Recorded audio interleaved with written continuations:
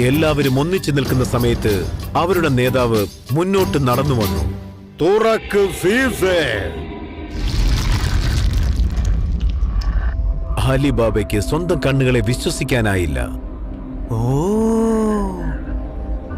അതൊരു ഇരുണ്ട ഗുഹയിലേക്കുള്ള കവാടമായിരുന്നു.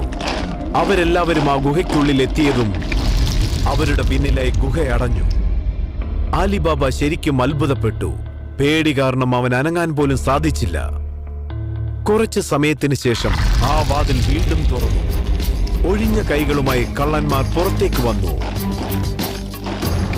അവരാ ചാക്കുകെട്ടുകൾ ഗുഹയ്ക്കകത്ത് വെച്ചെന്ന് തോന്നുന്നു. കുതിരമേൽ കയറിയ അവർ വനത്തിനുള്ളിലേക്ക് മറഞ്ഞു. ഓ, ഇത് നിധി ഒളിപ്പിച്ചു വെച്ചിരിക്കുന്ന സ്ഥലമാണ്. അലിബാബ പതിയെ ഗുഹയുടെ അടുത്തേക്ക് നടന്നു. ഗുഹയുടെ മുന്നിലെ